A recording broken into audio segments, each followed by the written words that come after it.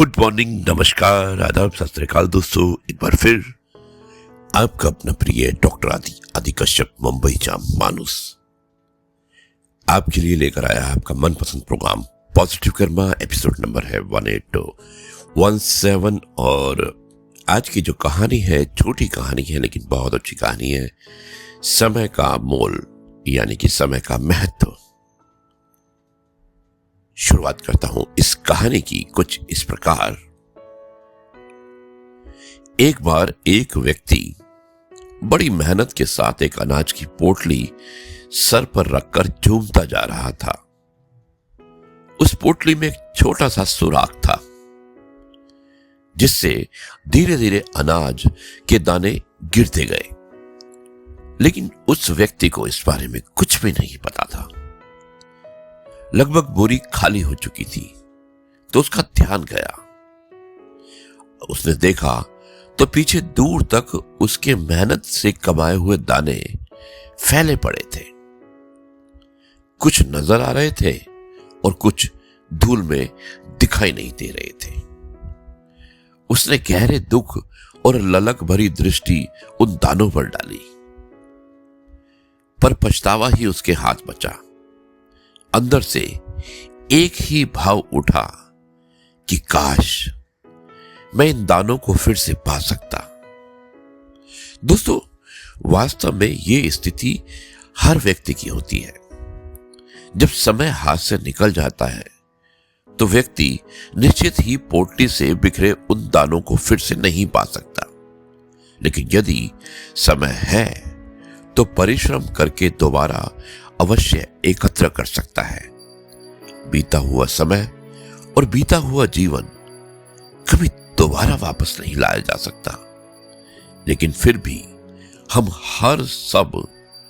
सब क्षण क्षण करके पोटली के दानों की तरह परमात्मा की ओर से मिले समय को बिखेरते रहते हैं। पीछे बस हमारी इच्छाएं रह जाती हैं। दोस्तों, समय हम सबसे एक ही पुकार कर रहा है कि मैं आ तो गया हूं, लेकिन बीते हुए समय की तरह हमें यूं ही ना बिखरने दे। जो समय बीत चुका, उस समय जो भी कुछ हुआ, यदि कोई उन दिनों की घटी घटनाओं को प्रत्यक्ष देखना चाहे तो शायद ये असंभव है। हमेशा से यही होता आया है।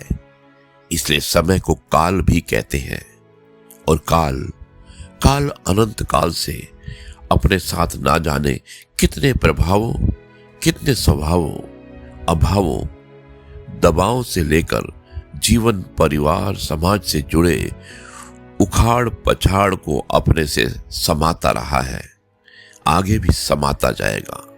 लेकिन समझदार लोग मिले अनुभवों के सहारे आने वाले समय के उपयोग का तरीका निकालकर सुखमय भविष्य की ओर फिर से बढ़ चलेंगे।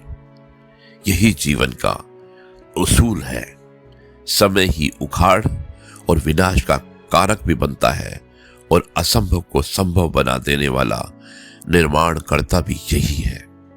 ये हमें एक बार फिर से नई ऊर्जा भी भर देता है। समय के साथ परमात्मा का गहर गुथाव जो है, आइए हम सब परमात्मा को अनुशासन में रहकर हमेशा याद करें। इसलिए दोस्तों, समय को पहचानिए, क्योंकि समय जो गुजर जाता है वो वापस नहीं आता, लेकिन जो हमारे हाथ में है उस समय का सदुपयोग करें, ना कि दुरुपयोग। यही मैसेज था आज की इस कहानी का और मुझे उम्मीद है कि आपको अवश्य पसंद आई होगी। अब मैं इस कार्यक्रम को यहीं पर समाप्त करता हूं और कल आपसे एक बार फिर से मुलाकात करूंगा कुछ नई बातों के साथ। तब तक के लिए आपसे कहता हूं जय गुरु जी, शुक्राना।